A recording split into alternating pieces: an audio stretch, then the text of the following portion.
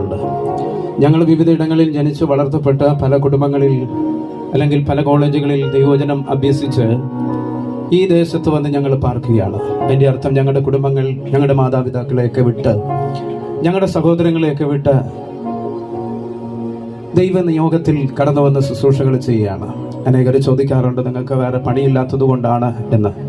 എന്നാൽ ഇതിലിരിക്കുന്ന പല ദൈവദാസന്മാരും വിവിധ മേഖലകളിൽ ജോലികൾ ചെയ്താണ്. ഞങ്ങളുടെ കർത്താവിൻ്റെ ദാസൻ, കോട്ടയത്തുള്ള ദൈവദാസൻ, അദ്ദേഹം വാട്ടർ അതോറിറ്റിയിൽ നല്ല ജോലിയായിരുന്നു അദ്ദേഹം ചെയ്തുകൊണ്ടിരുന്നത്. ആ ജോലി ഉപേക്ഷിച്ചാണ് ശുശ്രൂഷയ്ക്ക് ഇറങ്ങി തിരിച്ചത്. അദ്ദേഹത്തിൻ്റെ ഭാര്യ മെഡിക്കൽ കോളേജിൽ നല്ലൊരു പോസ്റ്റിൽ ജോലിയാണ്, ദൈവശബ്ദം കേട്ടാണ് ഇറങ്ങി തിരിച്ചത്. അതുപോലെ സജി പാസ്റ്റർ, അനീഷ് വല്ലന, ഇവിടെ ആയിരിക്കുന്ന കർത്തൃദാസന്മാരെല്ലാം പല നിലകളിലുള്ള ജോലി ഉപേക്ഷിച്ചാണ് ഈ ദേശത്ത് കടന്നു വന്നത്. ഞങ്ങൾ പോകുമ്പോൾ ഞങ്ങളുടെ സഭകളിലെ വിശ്വാസികളാണ്, ഞങ്ങളുടെ മാതാവ്, ഞങ്ങളുടെ സഹോദരങ്ങൾ, അങ്ങനെ എന്നെ ഏറെ സ്നേഹിച്ച ഒരു മാതാവാണ് ഇന്ന് നിത്യതയിൽ ചേർക്കപ്പെട്ടിരിക്കുന്നത്. ആഴ്ചയിൽ ഒരു 4 പ്രാവശ്യമെങ്കിലും വിളിക്കും. ഞാൻ വിളിക്കാൻ മറന്നുപോയാൽ പോലും കർത്താവിൻ്റെ ദാസി വിളിക്കും എന്നെ. പാസ്റ്ററെ, സുഖമായിട്ടിരിക്കുന്നോ? കുഞ്ഞുങ്ങൾ സ്കൂളിൽ പോയോ? പാസനേജിൽ എന്താ ഉണ്ട് വിശേഷങ്ങളൊക്കെ തിരക്കും. എൻ്റെ ഒരു മാതാവിൻ്റെ സ്നേഹം ഞാൻ ഞങ്ങളുടെ അമ്മച്ചിയിൽ നിന്ന് എനിക്ക് അനുഭവിക്കാൻ കഴിഞ്ഞിട്ടുണ്ട്. ഞങ്ങളുടെ ചർച്ചിൽ ഒന്നാമതായി അമ്മച്ചിക്ക് വരണം, അത് നിർബന്ധമാണ്. ആദ്യമത്തെ കസാരയിൽ കയറിയിരിക്കും. അമ്മച്ചിക്കായിട്ട് പ്രത്യേകമായിട്ടൊരു കസാരയുണ്ട്, അതിനെ അമ്മച്ചി ഇരിക്കൂ. കടന്നു വന്ന് അതിനകത്തിരിക്കും. വിശേഷങ്ങൾ തിരക്കും, പ്രാർത്ഥിക്കും. ഗസ്റ്റ് ദൈവദാസന്മാരുണ്ടെങ്കിൽ ആരാണെന്നോർത്ത് പരിചയപ്പെടും. പോയി ഈ 4-4.5 വർഷം കൊണ്ട് ആ കോവിഡ് സമയത്ത് 1-2 ആരാധന മുടക്കിയിട്ടുണ്ട്. ഉപവാസ പ്രാർത്ഥനകളിൽ കറക്റ്റായി വന്ന് സംബന്ധിക്കും. മൂത്തമോൻ ഷാജിസാന്റെ ഭവനത്തിൽ പോയി പാർക്കുമ്പോഴും അവിടെ നിന്ന് ശനിയാഴ്ച വൈകിട്ടോ ഞായറാഴ്ച രാവിലെ ആരാധനയ്ക്ക് കടന്നു വരും. നല്ല പ്രാർത്ഥിക്കുന്ന ഒരു മാതാവായിരുന്നു. ഞങ്ങളുടെ സഭയ്ക്ക് അതൊരു വലിയ നഷ്ടമാണ്.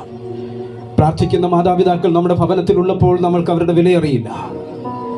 ഇന്ന് നമ്മളെ താങ്ങി നിർത്തിയിരിക്കുന്നെങ്കിൽ, നമ്മുടെ തലമുറകൾ ഏതെങ്കിലുമൊക്കെ മേഖലകളിൽ എത്തിപ്പെട്ടിട്ടുണ്ടെങ്കിൽ അത് ഈ മാതാവിൻ്റെ കണ്ണുനീരാണ്.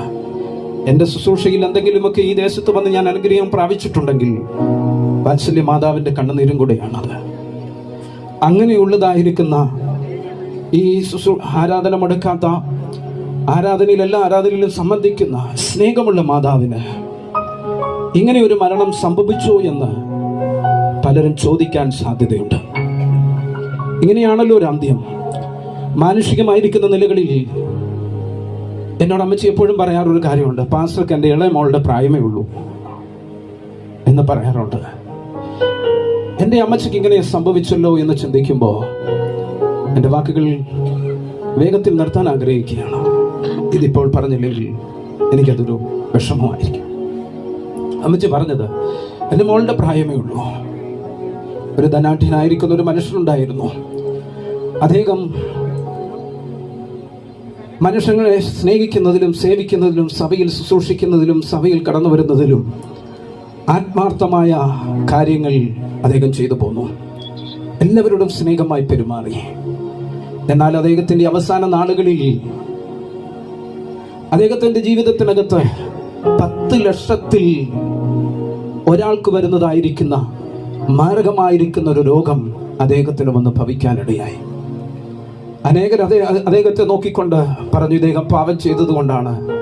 ഇന്ന് നാട്ടിൽ പറയുന്നതായിരിക്കുന്ന ഇങ്ങനെ ഒരു മരണം സംഭവിച്ചപ്പോൾ സാധാരണ പറയാൻ സാധ്യതയുള്ളതായിരിക്കുന്ന ഒരുപാട് കാര്യങ്ങൾ ആ ദേശത്ത് പറഞ്ഞു പരത്തുവാനിടയായി തീർന്നു.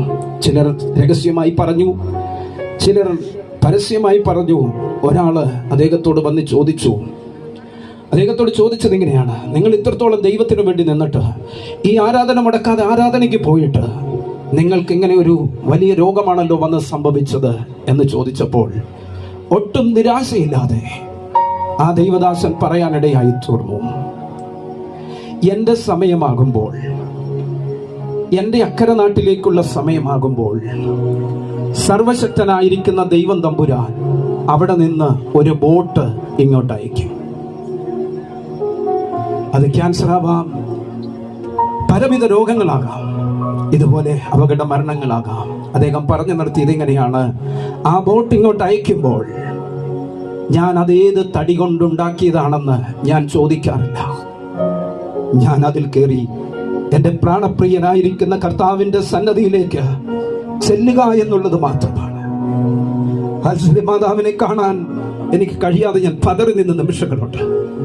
എന്നെ ബലപ്പെടുത്തിയ വാക്കുകൾ: ദൈവം അറിയാതെ ഭക്തന്റെ ജീവിതത്തിനകത്തൊന്നും സംഭവിക്കുന്നില്ല. അങ്ങനെയെങ്കിൽ ഈ കർത്താവിനെ, ഈ പ്രിയ വാത്സല്യ മാതാവിനെ കർത്താവ് താൻ ഗംഭീരനാദത്തോടും പ്രധാന ദൈവദൂതന്റെ ശബ്ദത്തോടും ദൈവത്തിന്റെ കാഹളത്തോടും കൂടെ മധ്യാകാശത്തിൽ വെളിപ്പെടുമ്പോൾ ആ ഉയർപ്പിന്റെ പൻപുലരിയിൽ എനിക്ക് എൻ്റെ മാതാവിനെ കാണാമെന്നുള്ള പ്രത്യാശയുടെ എൻ്റെ വാക്കുകൾക്ക് ഞാൻ വിരാമമിടുകയാണ്.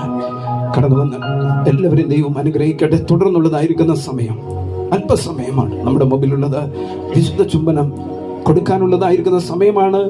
അതിൽ ഏറ്റവും അടുത്ത പ്രിയപ്പെട്ടവർ പ്രത്യേകിച്ച് ബോഡി ഉലയ്ക്കുവാൻ പാടില്ല. 2-2.5 മണിക്കൂറാണ് നമ്മളോട് പറഞ്ഞത്. ആ സമയം ഏറെക്കുറെ അടുത്തിരിക്കുന്നു. നിങ്ങൾ ആമേൻ ഏറ്റവും അടുത്തുള്ളവർ വിശുദ്ധ ചുംബനത്തിന് സമയമുണ്ട്. അതിനുശേഷം ഈ ഭവനത്തോടുള്ള ബന്ധത്തിൽ കർത്താവിന്റെ ദാസൻ ശിവരാജ് മാസ്റ്റർ കടന്നു വന്ന ദൈവദാസന്മാരോട് നന്ദി അറിയിക്കാനുള്ള 1-2 മിനിറ്റ് എടുക്കും. അതിനുശേഷം കർത്താവിന്റെ ദാസൻ എലന്തൂര് ഞങ്ങളുടെ ശുശ്രൂഷകനായിരിക്കുന്ന രാജേഷ് മാസ്റ്റർ പ്രാർത്ഥിച്ച് ആശീർവാദം പറയും. സർവശക്തനായിരിക്കുന്ന ദൈവം തമ്പുരാൻ അതിനായി ഒരുക്കട്ടെ.